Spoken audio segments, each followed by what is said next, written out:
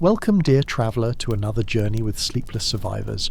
Tonight we drift together into the mists of ancient legend, where the boundaries between history and myth blur like watercolours in rain. Close your eyes now, and let yourself be carried away to a time before time, to a land that may have existed in the deep Pacific, a continent known as Lemuria. Breathe deeply. Let the tensions of your day dissolve. Tonight's story is one of wonder, of lost children who walked beneath strange stars, of a civilization that vanished beneath the waves, leaving only whispers in the collective memory of humanity. Settle into your pillows, pull your blankets close, and let us begin. In the vast expanse of the Pacific Ocean, where the water stretches endlessly beneath tropical skies, there once may have existed a land that modern maps do not show. This was Lemuria, sometimes called Mu, a continent that certain traditions claim was home to one of humanity's earliest civilizations. Whether it existed as solid ground or lives only in the realm of legend matters little as you drift towards sleep. What matters is the story, the dream, the possibility that whispers to us across millennia. The children of Lemuria grew up in a world we can barely imagine. Picture, if you will, a landscape of rolling hills covered in vegetation unlike any we know today. Flowers that glowed with bioluminescent light as dusk fell. Trees whose leaves sang in harmonies when the wind moved through them. Crystal formations that rose from the earth like frozen music, humming with frequencies that could heal or harm, depending on how they were approached. The Lemurian children learned from an early age to listen, not just with their ears, but with every sense, with intuitions we have largely forgotten. They were taught that all things possessed consciousness, that the rocks beneath their feet held ancient memories, that the waters spoke of distant lands, that even the air carried messages from realms both physical and spiritual. Breathe with me now, in through your nose, filling your lungs completely. Hold for a moment, and release slowly through your mouth. Again. Let each breath carry you deeper into relaxation, deeper into this dream of an ancient world. The children would wake each morning to the sound of what their people called the dawn chorus. This was not merely bird song, though there were birds in Lemuria, creatures with iridescent feathers that shifted colours with their moods. The dawn chorus was the harmonious vibration of the land itself coming to life, a frequency that resonated through crystal spires placed throughout their cities, creating a symphony that gently roused the population from sleep. Young Amar was one such child. In our story tonight, he represents all the lost children of Lemuria, all those young souls who lived and loved and learned in that distant land. Amar would wake in his family's dwelling, a structure grown rather than built, formed from living, plants guided by Lemurian agricultural techniques into walls and roofs that breathed and photosynthesized, keeping the interior perfectly regulated in temperature. His mother would be there, preparing the morning meal. Lemurian food was simple but nourishing. Fruits that tasted of sunshine and starlight, grains that filled the belly and cleared the mind, water drawn from springs that bubbled up from deep in the earth, mineralized and energized by its journey through layers of crystal-rich stone. Let your body sink deeper into your bed now. Feel the weight of your limbs heavy and relaxed. Your breathing slows naturally. Your heartbeat steadies into a calm, peaceful rhythm. After the morning meal, Amar would join other children in the learning gardens. Education in Lemuria was not confined to rooms with walls. The children learned by doing, by experiencing, by connecting directly with the world around them.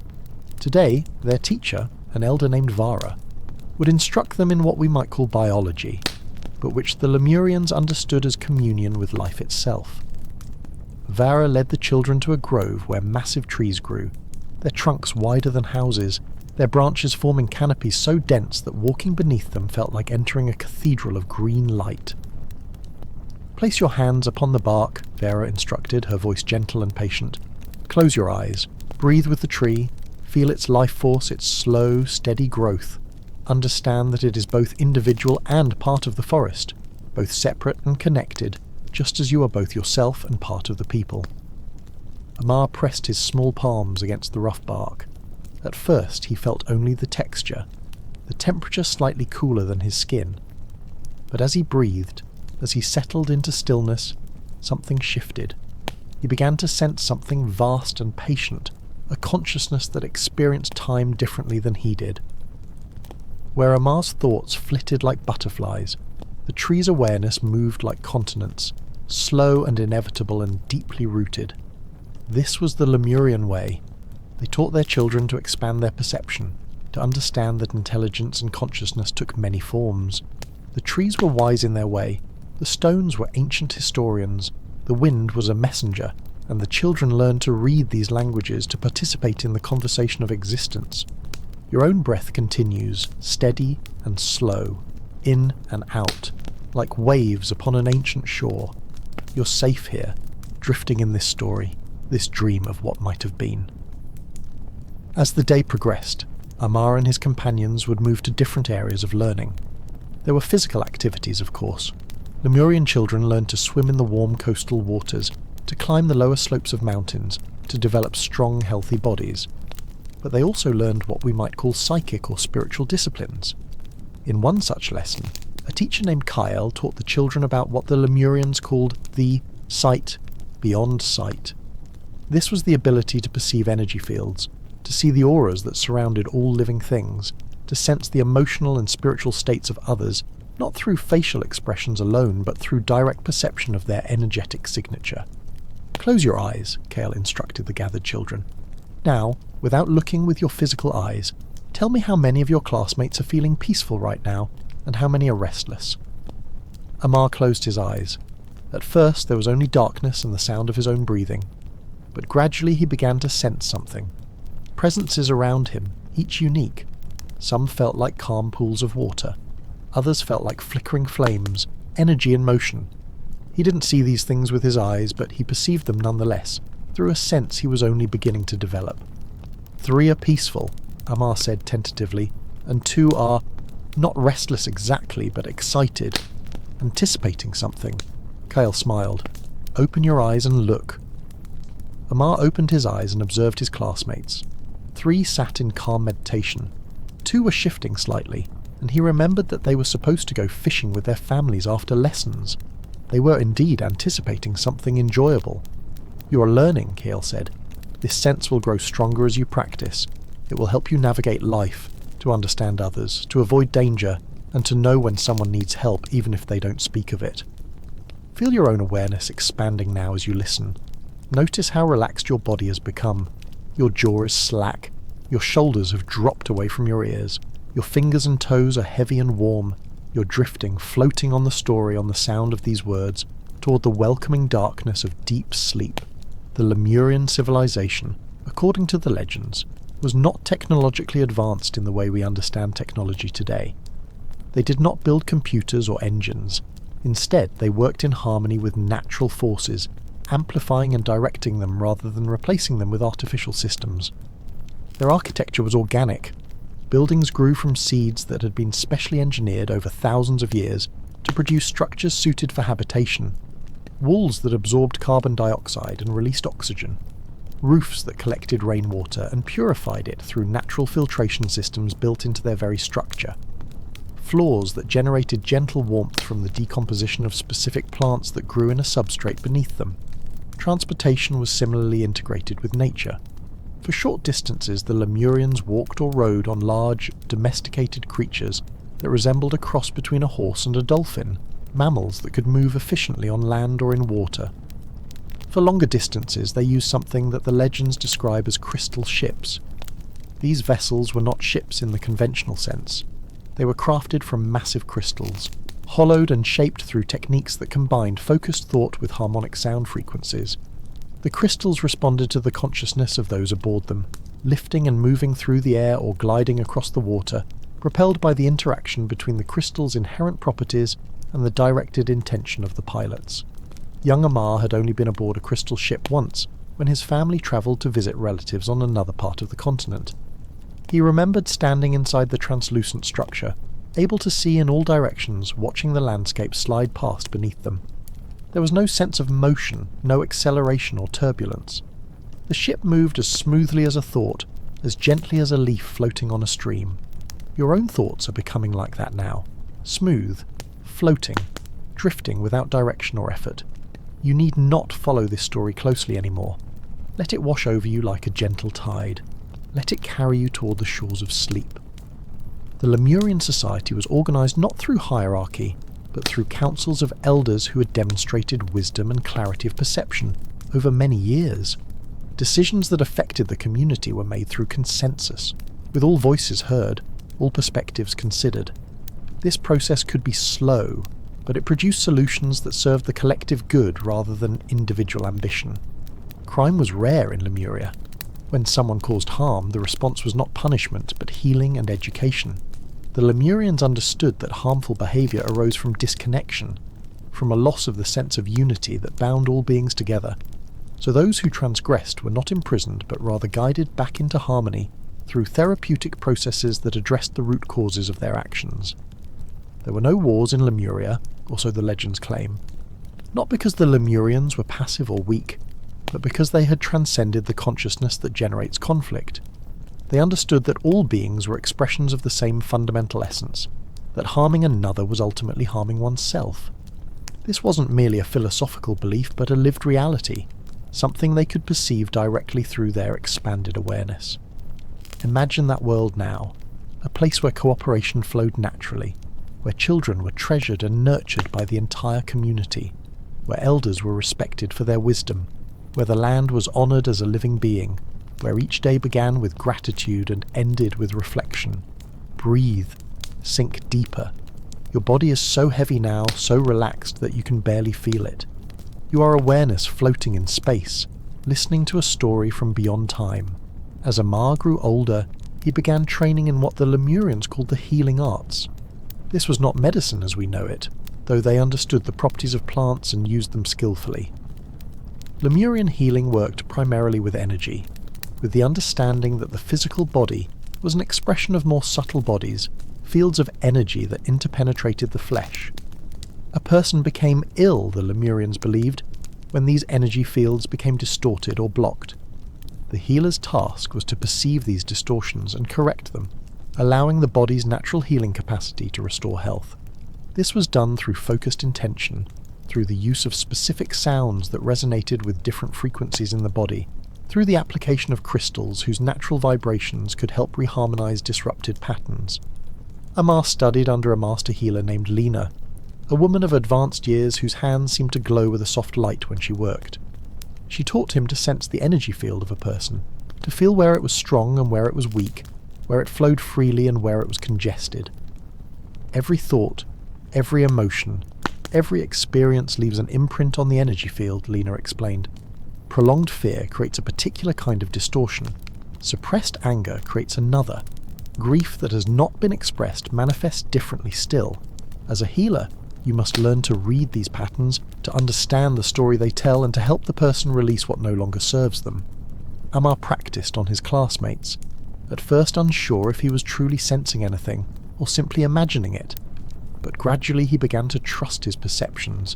He could feel a warmth in his hands when he held them near someone's body, intensifying over areas that needed attention. He learned to direct his own energy, to offer it where it was needed, to facilitate healing not through his own power, but by serving as a conduit for life force itself. Let that healing energy wash over you now.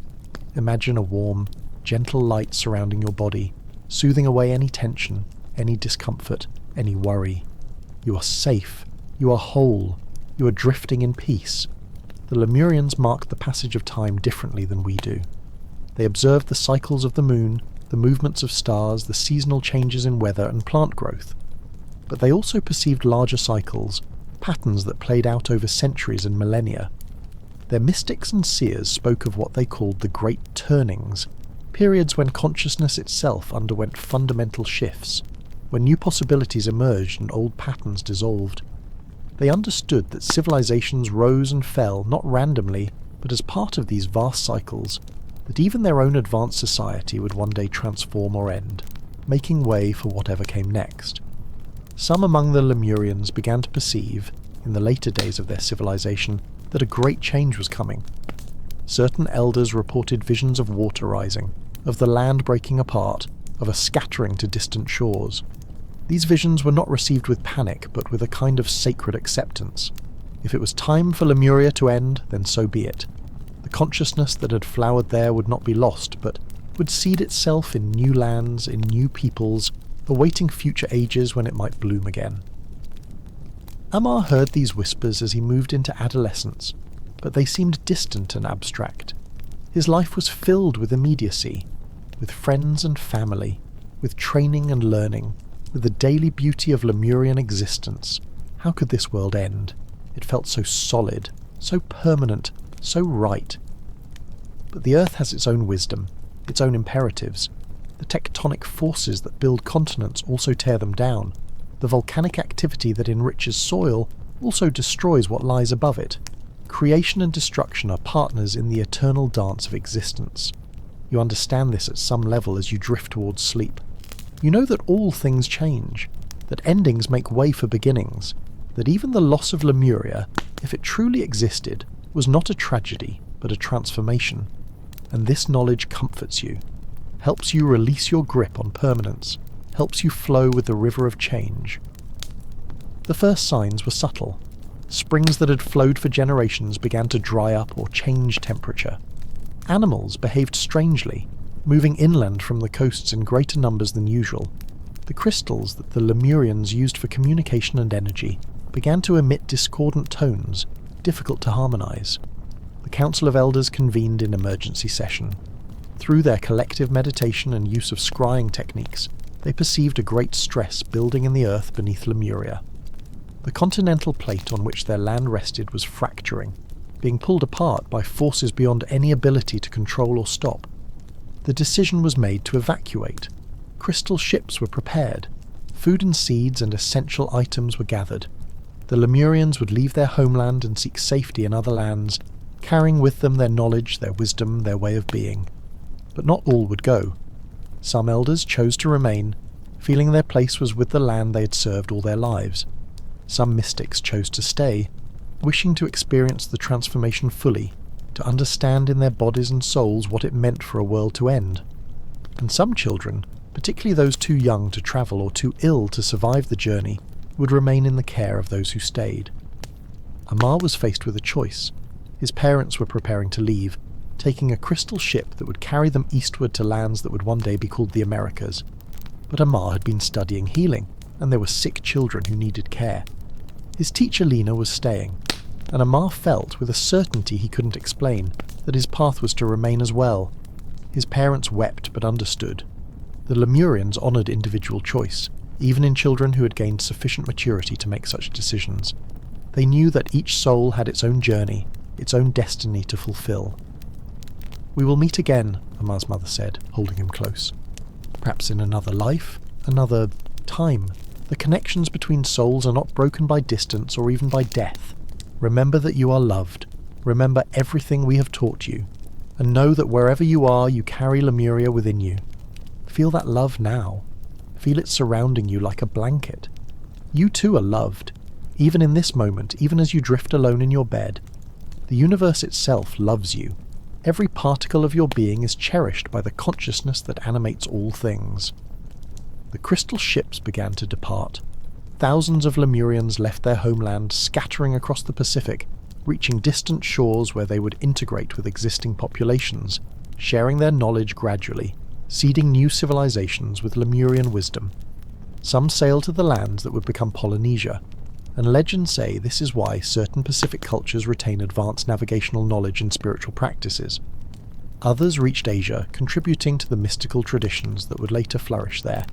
Still others made it to the Americas, where some researchers claim they influenced the development of cultures from the Andes to the southwest deserts. But these departures happened over weeks and months, not in a single day.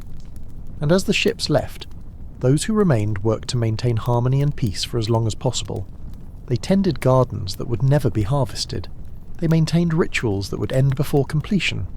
They lived fully in each moment, finding meaning not in distant futures but in present presence. Amar worked alongside Lena and other healers, caring for the children who remained. There were perhaps 24, ranging from infants to young teens. Some suffered from conditions that made travel impossible. Others had simply chosen to stay, feeling called to witness the ending, to be among the last true Lemurians. In the evenings, they would gather in a central courtyard, sitting in circles, singing songs that had been sung for thousands of years. The children's voices rose into the tropical night, melodies that spoke of gratitude for existence, of acceptance of change, of faith in the continuity of consciousness beyond physical form. Your own consciousness is continuous, even as your body prepares for sleep. Some part of you remains aware, listening, drifting, dreaming. You're like the Lemurian children now, present in the moment, unafraid of transitions, open to whatever comes next. The signs intensified. Small earthquakes became frequent, tremors that rattled dwelling places and caused crystal structures to chime discordantly. Steam vents opened in the ground, releasing sulphurous odours. The ocean itself seemed restless, waves reaching higher on beaches, the tide cycles becoming irregular. The elders who had remained gathered the children and explained what was likely to come. They spoke gently but honestly. The land would break apart. Water would cover most of what was now above sea level. Some of the highest peaks might remain as islands, but the Lemuria they knew would cease to exist as a continuous landmass. "Are you frightened?" one of the children asked. "No," said an elder named Thomas, whose face bore the weathering of a century of life. "Death is not an ending, but a transition. We will release these physical forms and return to the source from which all consciousness emerges, and from there, we will be born again into new forms, new experiences, new opportunities to learn and grow and love." "But I'll miss everyone," another child said, tears streaming down her face. "You will carry us in your soul," Lena said, gathering the girl into her arms, "and we will carry you. The love we share is not dependent on physical proximity. It exists in a realm that cannot be destroyed by earth, or water, or fire. You will feel us with you always, if you remain open to that connection." The children took comfort in these words, not because they made the loss any less real, but because they provided context, meaning, a framework through which to understand what they were experiencing. Breathe with them now, share their acceptance, feel how it's possible to face even great transitions with grace and peace when one trusts in the fundamental benevolence of existence. The final days came. The earthquakes intensified to the point that standing became difficult. Cracks appeared in the ground, some wide enough to swallow a person. The crystal structures that had stood for ages began to shatter, their harmonious tones giving way to crashing cacophonies as they fell. Those who remained moved to the highest ground available, a hill near the centre of the continent where ancient stone structures stood, buildings so old that even the Lemurians didn't know who had built them. These structures had endured previous cataclysms, and there was a sense that this was the proper place to be for what was coming. They brought water and food, though everyone knew it would not last long. They brought blankets and simple tools, and they brought their most precious items, the artifacts and texts that contained the essence of Lemurian knowledge, sealing them in crystal containers that might survive the destruction, might someday be found by future peoples who would wonder at what they contained. Amar spent his final days much as he had spent the preceding months, caring for the younger children, sitting with elders and absorbing their stories, meditating to maintain his inner peace, and watching the sky, which took on strange colours as dust and ash from newly opened volcanic vents began to fill the atmosphere. On what would be the last evening, they held a final ceremony. A fire was lit and everyone gathered around it. They spoke of memories, of gratitude for having been alive, for having known each other, for having experienced the beauty of existence even briefly. They spoke of hope that somewhere, in some time, the wisdom of Lemuria would resurface, would influence humanity toward greater harmony and peace. And then they sang. One last song. A melody so ancient it seemed to come from before language itself. A sound that was part human voice and part the cry of the earth, the whisper of the wind, the roar of the ocean. It was a song of completion, of honour for all that had been, of acceptance for all that would come. Let that song wash through you now. Let it carry away any remaining tension, any worry about tomorrow, any grief for yesterday. There is only this moment, only this breath, only this peaceful drifting toward the ocean of sleep. The end came not with drama but with inevitability. The ground beneath the hill began to fracture. Sections of the continent tilted and slid beneath the waves. Water rushed in, not as a single tsunami but as a persistent rising, an ocean reclaiming land that had perhaps always been borrowed, always destined to return to its depths. Some of the elders walked deliberately into the water, offering themselves to the sea. Others sat in meditation as the water rose around them, entering altered states of consciousness from which they would not return to physical form. The children were held by caregivers, kept calm through the presence and peace of the adults around them. Amar held a small girl named Mira, who had been born with a condition that made her body weak, but her spirit luminous. She looked up at him with eyes that held no fear, only curiosity and trust. "Will it hurt?" she asked. "No," Amar said, and he believed it. He had been taught that death, when approached consciously, could be as gentle as falling asleep. It will be like slipping into warm water, like letting go of weight you didn't know you were carrying, like returning home after a long journey. Mira smiled. "I'm ready then." "So am I," Amar said, and realized with some surprise that it was true. The water reached them. It was warm, heated by volcanic activity beneath the surface. It rose slowly enough that there was no panic, no desperate struggle. One by one, the last Lemurians released their final breaths, let go of their physical forms, and dissolved into the consciousness that permeated all existence. And you too can let go now. Let go of this day. Let go of whatever you're carrying. Release yourself into the warm, welcoming darkness of sleep. You are safe. You are held. You are eternal. The legend says that Lemuria didn't truly end that day. It simply transformed.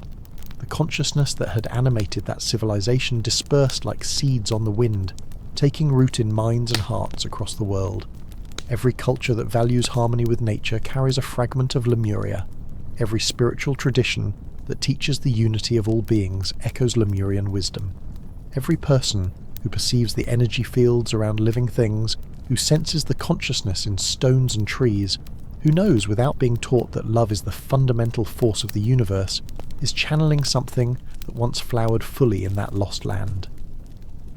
The physical continent vanished beneath the Pacific. Perhaps no trace of it remains, or perhaps future explorers will find underwater structures and wonder what civilization built them. But whether Lemuria existed as physical fact or as archetypal dream matters less than what it represents. It represents the memory of a time, or the longing for a time, when humanity lived differently, when we were not separate from nature but part of it, when we did not seek to dominate the earth but to cooperate with it, when we understood ourselves not as isolated individuals but as nodes in a vast network of consciousness that included all beings. The children of Lemuria live on in all of us. Their curiosity, their openness, their ability to perceive beyond the physical, their trust in the benevolence of existence. When we quiet our minds, when we open our hearts, when we remember how to truly listen, we reconnect with that ancient wisdom. And so as you drift now, nearly asleep, barely holding on to these words, you can know that you are one of those children. You carry within you the memory of Lemuria. Not as biographical fact, but as spiritual truth. You know how to live in harmony. You know how to love without condition. You know how to trust the universe. All you need do is remember. The Pacific Ocean rolls on, waves following waves, as it has for millions of years. In its depths perhaps structures remain. Walls grown from living plants, now fossilized.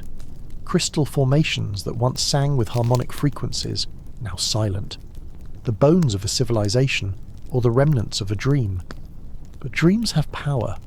They shape reality more than we usually acknowledge. The dream of Lemuria has persisted for thousands of years, passed down through esoteric traditions, remembered by mystics and visionaries, surfacing again and again in the collective imagination of humanity. Perhaps we dream of Lemuria because we need to, because in an age of alienation from nature, of technological dominance over organic process, of individualism taken to extremes, we need the counterbalance. We need to remember that another way is possible, that we could live differently, that we once did, or could again. And in remembering, in holding that possibility in our consciousness, we begin to make it real. Every person who chooses cooperation over competition, every person who honours the earth as sacred, every person who works to heal rather than harm, every person who teaches children to trust their intuition, to perceive with more than physical senses, to understand themselves as part of the web of life. Each is rebuilding Lemuria, not as a physical place but as a state of consciousness, a way of being in the world. You are one of those people, even if you don't think of it that way. Even if you've never heard of Lemuria before tonight, you are part of the great work of remembering, of returning, of restoring balance to a world that has tilted too far towards separation and exploitation. And this work continues even as you sleep. Your subconscious mind processes. Your soul does its work in the dream realms. Your body heals and regenerates. You are never idle, never truly separate from the great unfolding of consciousness that is the universe experiencing itself. So sleep now, sleep deeply, sleep peacefully. Let the story of Lemuria dissolve into your dreams. Let Amar and Mira and all the lost children of that ancient land walk through your sleeping mind. Let their wisdom seed itself in your soul, and wake tomorrow slightly changed, slightly more open, slightly more connected to the vast web of existence. The ocean breathes, in and out, waves on the shore. Your breath matches that rhythm now, slow, steady, inevitable as the tide. In the darkness of the Pacific depths, creatures move that have never seen light. They navigate by other senses, through pressure waves and chemical signals, through forms of perception humans have no names for. They are content in their darkness, perfectly adapted to their environment, asking nothing more than to exist, to feed, to reproduce, to participate in the great cycle of life. You too can be content in darkness, the darkness behind your closed eyelids, the darkness of not knowing what tomorrow brings, the darkness of mystery, of uncertainty, of the vast unknown that surrounds the small island of what we think we understand. This darkness is not threatening. It is restful. It is the darkness of the womb, of potential, of the fertile void from which all creation emerges. The Lemurians understood this. They had practices of sensory deprivation, of sitting in darkness for extended periods, learning to be comfortable without external stimulation, finding the light within themselves. Amar did this as part of his training. He would enter a chamber deep underground, sealed away from all light and sound, and sit for hours or even days, discovering what arose in the absence of distraction. At first, his mind raced with thoughts, memories, anxieties about the future, but gradually these settled, and in the settling he encountered something vast and peaceful, a presence that seemed both within him and beyond him, both personal and universal. This is who you truly are, his teacher told him when he emerged. Not the thoughts, not the emotions, not even the personality. Those are all temporary, like waves on the ocean. But this presence, this awareness, this is eternal. This is what continues after the body dies. This is what you were before you were born and what you'll be after you leave this life. Rest in that awareness now. Notice that beneath all the activity of your mind, beneath all the sensations of your body, there is something unchanging. Something that simply witnesses. Something that is fundamentally at peace. You are that. Not the person, not the story, not the history or the hopes, but the awareness itself. Pure consciousness, untouched by time, undisturbed by change. The Lemurians taught their children to identify with this awareness rather than with the temporary manifestations of personality and form. This made them fearless in the face of death, peaceful in the face of change, compassionate in all circumstances. When you know yourself as eternal consciousness, temporarily wearing a human form, then loss has different meaning. Pain is still felt, but it doesn't shake the fundamental peace. Death is still experienced, but it's understood as transition rather than ending. Imagine having that certainty, that bone-deep knowing that you are fundamentally indestructible, not the body. That will age and eventually fail, but the essential you, the awareness that looks out through your eyes, that never ages, that was never born and will never die. The Lemurian children grew up with this understanding integrated into their very being. It made them simultaneously more engaged with life and less attached to it. They lived fully, loved deeply, gave themselves completely to each moment, precisely because they knew that each moment was precious and temporary, but they didn't cling. They didn't try to freeze time or hold on to what was passing. They participated in the flow, the dance, the ever-changing expression of consciousness in form. This is how they could face the end of their civilization with such grace. Yes, there was sadness. Yes, there was grief for what would be lost. But underneath that, there was trust.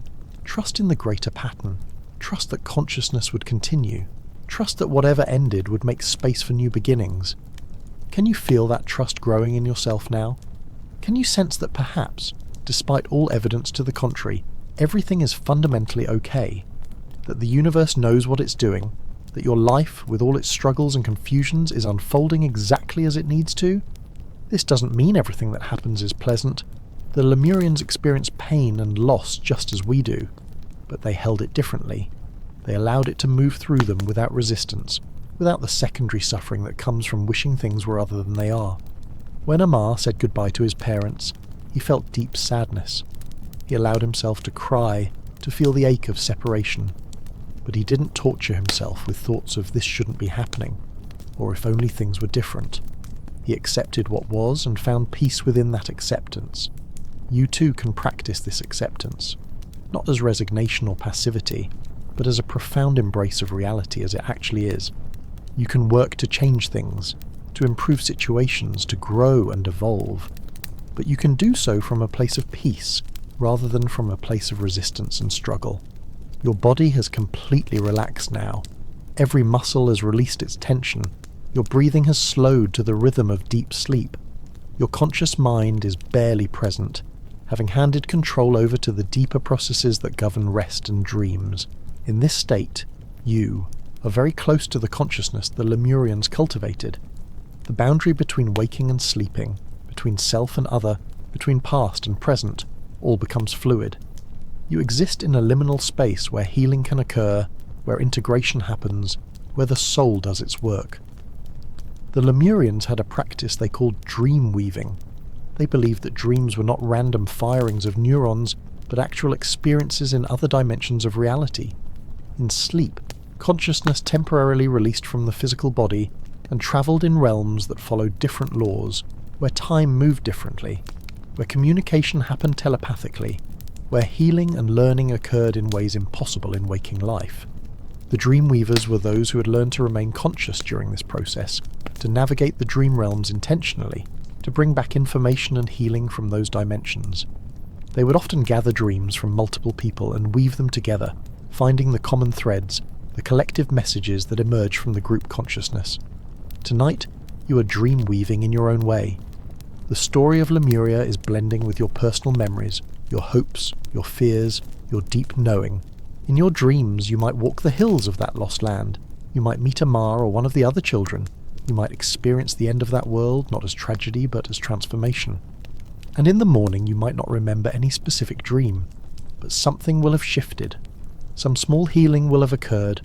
Some fragment of ancient wisdom will have reintegrated into your consciousness. You will wake slightly more whole than you were, though you may not be able to articulate exactly what has changed.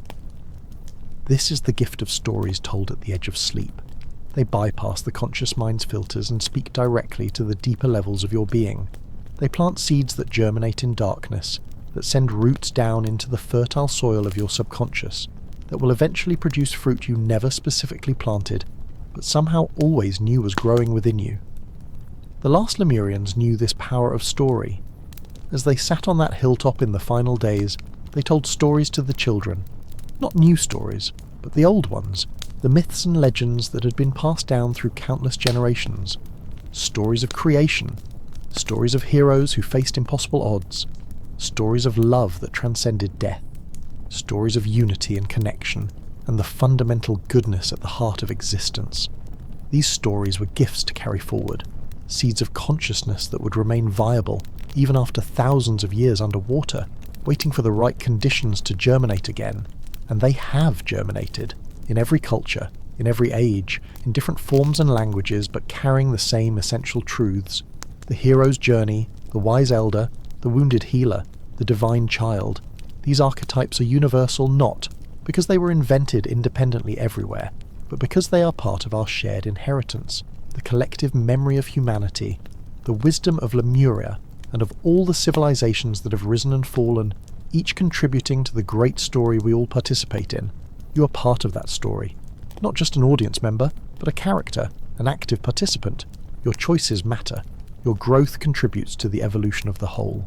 Your consciousness, as it expands and deepens, raises the collective vibration ever so slightly, making it easier for others to awaken to their true nature. This is not pressure, this is not burden, this is simply acknowledgement of what is.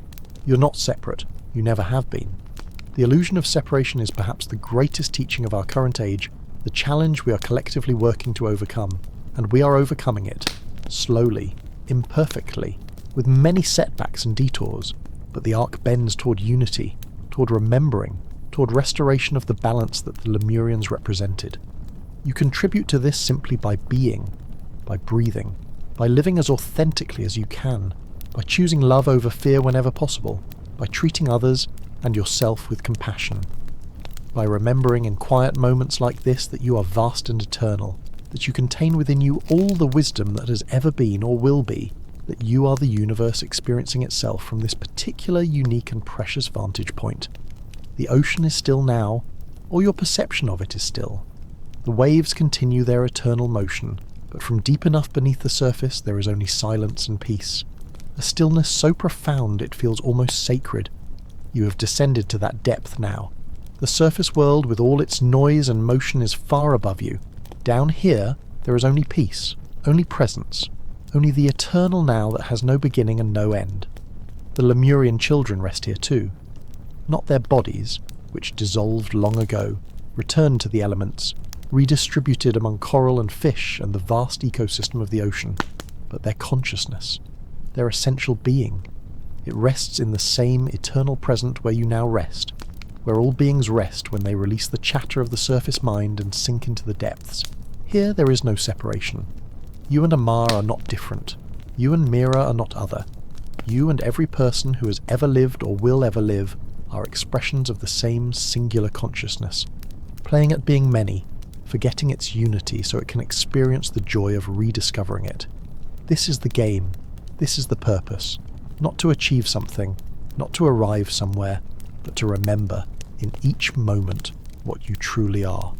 And then to forget, and then to remember again. Each cycle of forgetting and remembering brings deeper understanding, richer experience, more profound appreciation for the astonishing gift of existence. The Lemurians understood this. They built no monuments to themselves because they knew nothing lasts. They carved no names in stone because they knew individuality was temporary. They created beauty and harmony and elevated consciousness not to preserve it forever, but to enjoy it fully in the moment, to celebrate it even as it passed, to honour the impermanence that makes each moment precious precisely because it will not come again. And then they let it go, released it back into the ocean of consciousness from which it came, returned to the source without regret, without clinging, without the belief that they should have persisted longer, should have fought harder, should have somehow prevented the natural cycles of creation and dissolution from running their course. Can you imagine such freedom, such profound acceptance, such trust in the process? You are learning it now, in the space between waking and sleeping, in the story that has carried you toward dreams, in the letting go that happens naturally when you stop resisting, stop trying to control, stop believing that you need to figure everything out. You don't need to figure anything out. The universe has been unfolding for billions of years without your conscious direction, and it will continue to do so. Your job is not to control but to participate, to show up fully, to bring your unique perspective and gifts, to love what you can while you can, and then to release it when it's time, trusting that the releasing is as sacred as the holding ever was. The children of Lemuria understood this at a cellular level. They had not been conditioned by a culture of control and domination. They had not been taught to fear death or to equate their identity with their accomplishments. They knew themselves as temporary manifestations of eternal consciousness, here to experience, to learn, to play, to grow, and then to return home. Home, that's what death was to them. Not an enemy, not a failure, but a homecoming, a return to the source, a rest after a long day of living. And sleep is like that too, a small death, a temporary return. In sleep, you practice dying. You release conscious control. You allow your sense of self to dissolve. And in the morning, you are reborn, slightly different than you were, carrying forward what matters and leaving behind what doesn't. Tonight, you practice the Lemurian way. You release with grace. You trust the process. You let yourself be carried by forces larger than your individual will. You sink into the warm waters of sleep as peacefully as those ancient ones sank into the warm waters of the Pacific, and just as they knew they would continue, just as they trusted in the persistence of consciousness beyond the death of the body, you can trust that you will wake again. That morning will come, that this releasing is not an ending but a transition, a necessary pause, a restoration of energy for tomorrow's living. In the depths of sleep, consciousness travels. The Lemurians knew this. They understood that what we call dreaming is actually a journey, a voyage into dimensions that exist parallel to our waking world, realms where different laws apply, where time moves in spirals rather than straight lines, where communication happens through symbols and feelings rather than words. Amar learned to navigate these realms during his training. His teachers would guide him into deep meditative states that blurred the line between waking and sleeping, between ordinary consciousness and expanded awareness. In these states he could perceive the subtle bodies that surrounded all living things, could sense the connections that linked all beings across space and time, could access memories that belonged not to him personally, but to the collective consciousness of his people. One such memory stood out particularly vividly. It was a memory of the first days of Lemuria, when the consciousness that would eventually manifest as the Lemurian civilization first began to coalesce. This was millions of years ago, long before modern humans existed, in an age when the Earth itself was younger, when continents were arranged differently, when the atmosphere had a different composition. The beings who would become Lemurians existed then in a more ethereal form. They were not yet fully physical, not yet locked into dense bodies with all the limitations that entails. They were explorers from other dimensions, consciousness adventurers who wanted to experience what it was like to be embodied, to have weight and form, to interact with matter directly. They descended gradually into physicality, taking on denser and denser forms over vast periods of time, and as they descended they brought with them knowledge from higher dimensions, understanding of forces and principles that would seem like magic to those who didn't comprehend their true nature. These early Lemurians experimented with form. They grew bodies like we might grow plants, selecting for specific traits, engineering themselves for optimal function in the Earth's environment. This was not genetic manipulation as we understand it, but something more fundamental, working at the level where consciousness shapes matter, where intention crystallizes into form. The result was the Lemurian body, different from modern human bodies in subtle ways, more sensitive to energy fields, more capable of regeneration, more directly responsive to consciousness. These bodies aged more slowly, lived longer, and died more gracefully when their time came. But with embodiment came new challenges. Physical bodies had needs. They required food, shelter, protection from the elements. The early Lemurians had to learn how to exist in the physical world, had to develop technologies and techniques for working with matter. They approached this challenge differently than modern humans would. Rather than trying to dominate nature, to force it to serve their needs, they sought to understand it deeply enough to cooperate with it. They learned the songs that made plants grow faster. They discovered how to communicate with minerals to coax crystals into particular formations. They developed relationships with animals, partnerships based on mutual benefit rather than exploitation. Over millions of years, Lemurian civilization developed and flourished. It spread across a vast continent that covered much of what is now the Pacific Ocean. Different regions specialized in different arts. Some areas focused on agriculture and the cultivation of unusual and beneficial plants. Others became centers of healing knowledge. Still others were devoted to the exploration of consciousness itself, to meditation and psychic development. The cities they built were unlike any that exist today. Rather than imposing rigid geometric patterns on the landscape, Lemurian architecture flowed with natural contours. Buildings spiraled up hillsides like seashells. Pathways curved to follow lines of energy in the earth. Public spaces were designed to amplify beneficial frequencies, to make everyone who entered them feel more peaceful, more connected, more themselves. Central to each city was a temple, but not a temple in the religious sense we understand. These were not places of worship, but rather focusing mechanisms for consciousness. The temples contained large crystals, some natural and some grown through Lemurian techniques, arranged in specific geometries that created fields of coherent energy. When the community gathered in these temples, their individual consciousness merged into a group mind. Not losing individuality, but transcending it temporarily. experiencing themselves as cells in a larger organism. In this state, they could perceive patterns invisible to individual awareness. They could make decisions that served the true good of the whole. They could heal rifts and conflicts by understanding all perspectives simultaneously. Amar had participated in these gatherings before his world ended. He remembered the feeling of expansion as his individual identity loosened, and he felt himself merging with hundreds of others. It was like being a drop of water returning to the ocean, suddenly aware that you had always been ocean, that the sense of being separate had been an illusion, useful perhaps, but not ultimately true. In this merged state, the Lemurians could see far.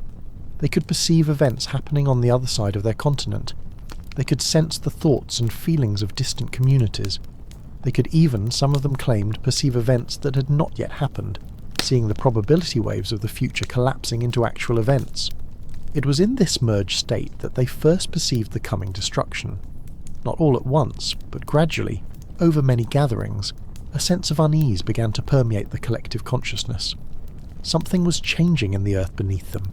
Forces were building that would eventually tear their world apart. Some argued that they should try to prevent it, that with their advanced understanding they might be able to stabilize the tectonic plates, to release pressure gradually rather than catastrophically. But the wisest among them counselled against this. They understood that the Earth had its own intelligence, its own purposes.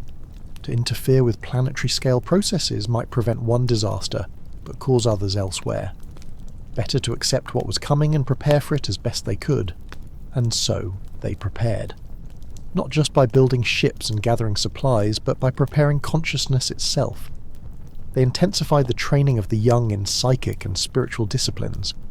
They created crystal storage devices that contained vast amounts of information, hoping these might survive the cataclysm and be discovered by future civilizations. They sent emissaries to distant lands, to other continents where primitive humans were just beginning to develop culture, sharing knowledge that might seed those nascent civilizations with Lemurian wisdom.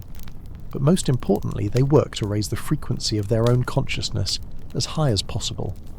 They understood that consciousness persists beyond physical death, but the form it takes in the afterlife depends on its frequency at the time of death. Lower frequencies meant slower, denser experiences in the afterlife realms. Higher frequencies meant access to planes of existence where creation was more immediate, where consciousness had greater freedom and power. The goal was to die consciously, maintaining full awareness through the transition, so that they could choose their next incarnation deliberately, rather than being drawn unconsciously into whatever circumstances matched their unresolved karma and unconscious patterns. This is what Amar had been training for in his final days. Not just to care for the remaining children, though that was important, but to use the approaching death of his physical form as an opportunity for a great leap in consciousness, a graduation from one level of existence to another. Breathe with him now. Feel how even in the face of death there can be peace. How even in the face of the greatest loss there can be acceptance. How even in the ending of everything there can be trust that something continues, that consciousness is eternal, that love never dies. Your own breathing has become very slow now. So slow that minutes might pass between one breath and the next. Your body has entered the deeper stages of sleep, where delta waves dominate your brain activity, where growth hormone is released, where cellular repair happens most efficiently. But some part of you remains aware, listening to these words, following this story through the maze of consciousness that leads from waking to sleeping to something beyond both. The Lemurians had maps of this maze. They understood the geography of consciousness, knew the pathways between different states of awareness.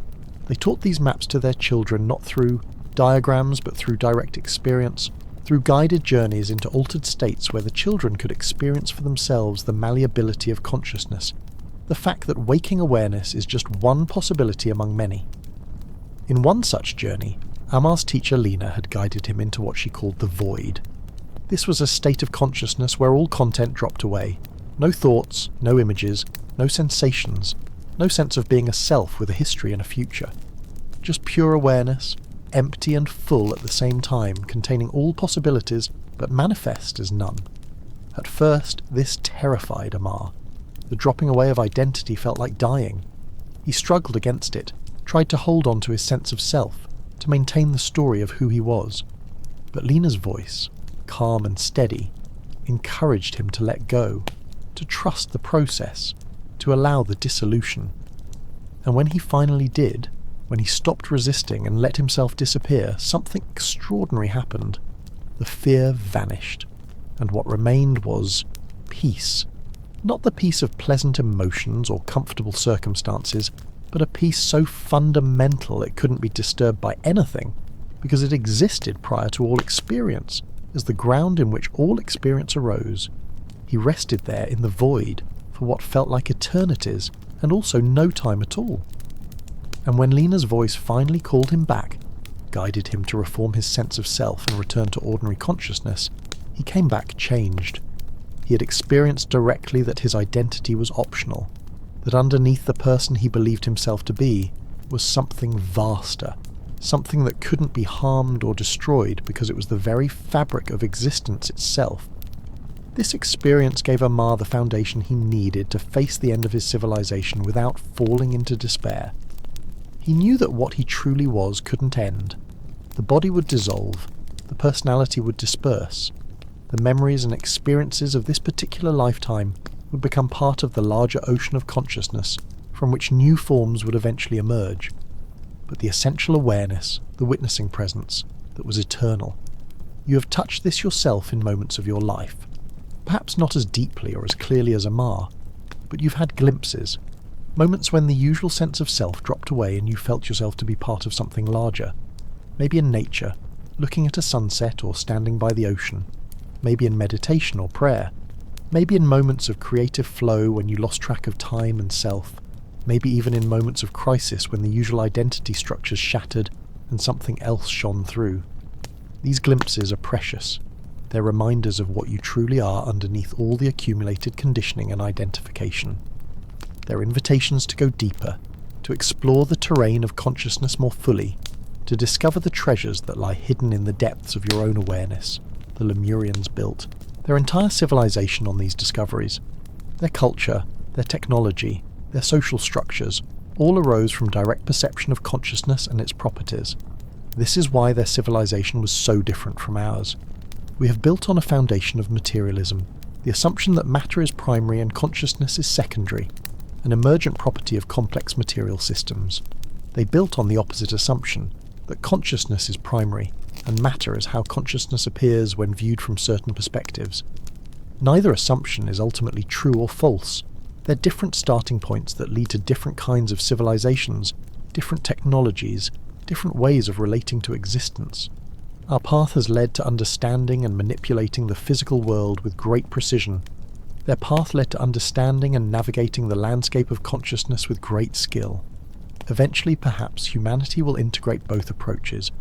We'll develop technologies that work with consciousness as directly as we now work with matter.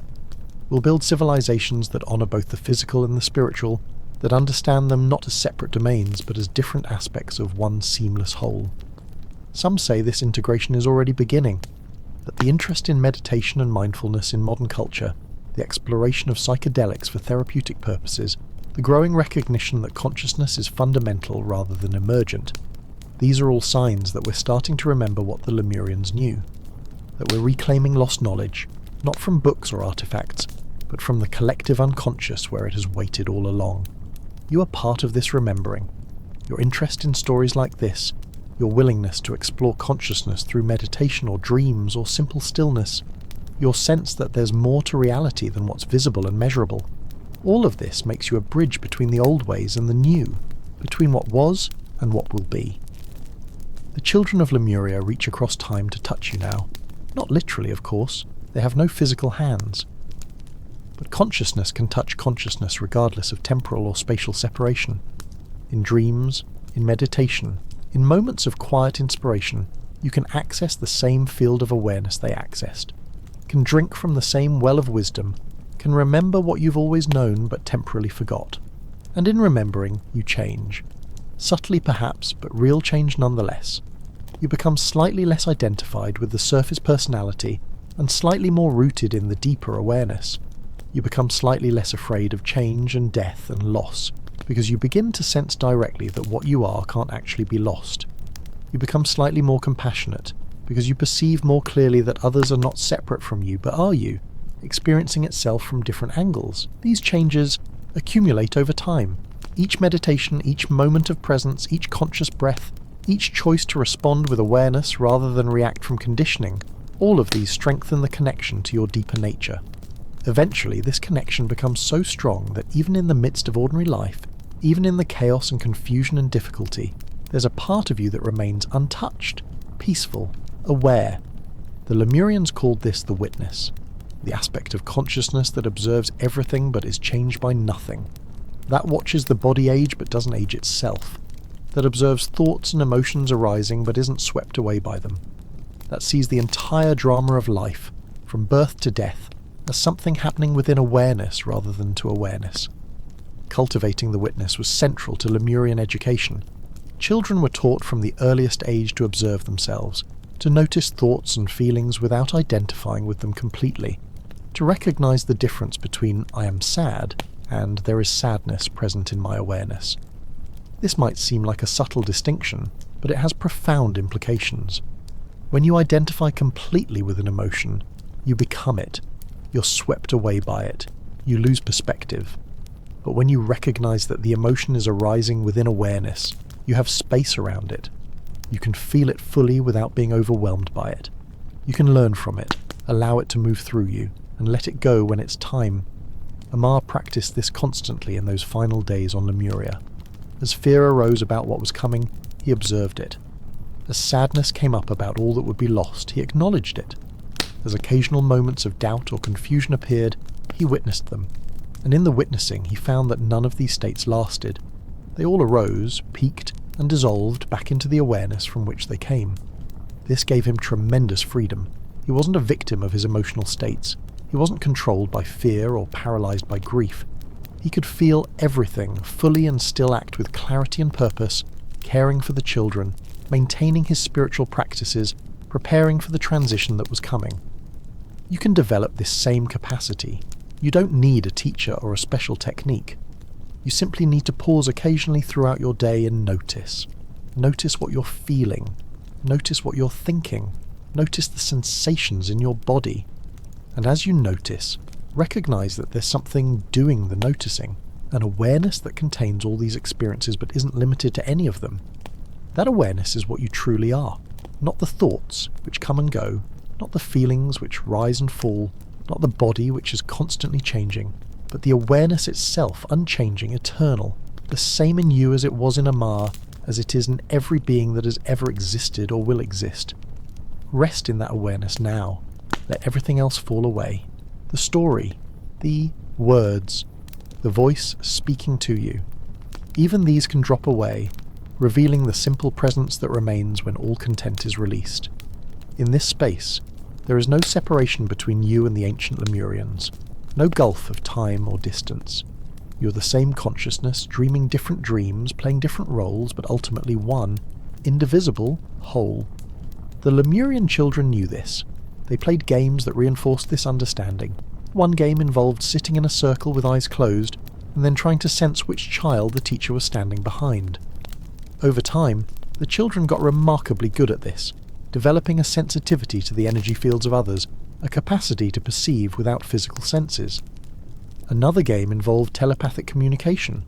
Two children would sit facing each other, and one would visualize an image or a symbol, while the other tried to receive it. At first, success was rare, and might have been coincidence, but with practice, accuracy increased dramatically. The children learned to quiet their own minds so completely that impressions from another consciousness could come through clearly. These weren't party tricks or entertainment. They were practical skills in a civilization where direct mind-to-mind communication was possible, and often more efficient than speech. When Lemurians needed to coordinate over long distances, they would enter meditative states and communicate telepathically. When they needed to heal someone, they would merge awareness with the patient, experiencing the illness from within and understanding intuitively what was needed for healing. Modern humans have mostly lost these capacities, or rather, we've allowed them to atrophy from disuse.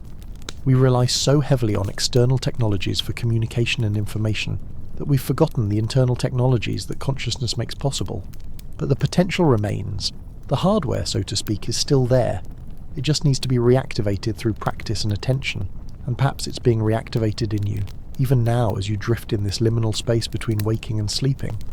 Perhaps old circuits are reconnecting. Perhaps dormant capacities are beginning to stir.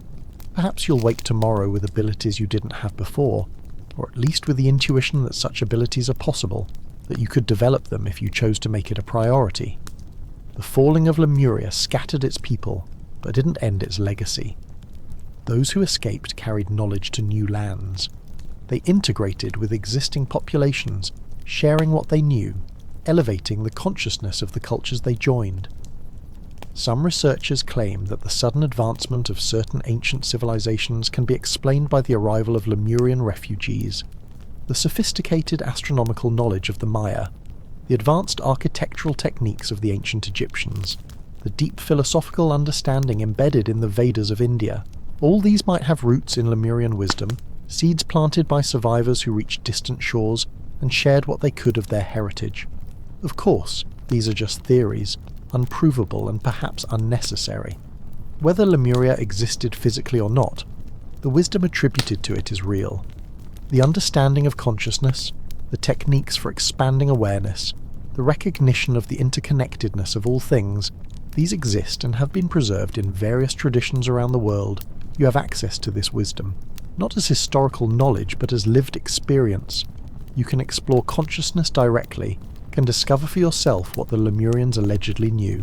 You can meditate and find the stillness beneath thought. You can practice presence and discover the peace that exists prior to circumstances. You can cultivate compassion and experience directly the truth of interconnection. This is the real legacy of Lemuria, if it existed. Not ruins to be excavated or artifacts to be displayed in museums, but living wisdom that can be rediscovered in each generation, in each individual who commits to the inner journey. Amar represents this possibility. He's not just a character in a story, but a symbol of the awakened human, the person who has remembered what they truly are and lives from that remembering. He faced the end of everything he knew without losing his center. He cared for others while maintaining his own inner peace. He prepared for death while remaining fully alive in each moment. You can embody these same qualities, not by becoming someone else or achieving some special state, but by recognizing what's already true, by removing the veils of conditioning and misidentification that obscure your essential nature, and in fact these veils are already thinning. Sleep itself is a thinning of veils, a relaxation of the boundaries that separate conscious from unconscious, individual from universal, self from other. As you drift deeper, as the normal structures of waking consciousness dissolve, you become more fluid, more open, more permeable to influences and energies that can't reach you when you're fully awake and defended. This is why sleep is healing. Why problems that seemed insurmountable before rest often seem manageable after. Why insights and creative solutions often emerge from dreams. The rigid thinking of the waking mind gives way to the flexible, associative, holistic processing of the sleeping mind, which has access to resources and connections the waking mind can't perceive. The Lemurians understood this and honoured sleep as a sacred time. They created rituals around bedtime practices that helped shift consciousness smoothly from waking to sleeping. They would gather in the evening for what they called the gratitude circle, where each person shared something they were grateful for from the day. This practice helped shift attention away from problems and toward appreciation, creating an emotional state, conducive to peaceful sleep.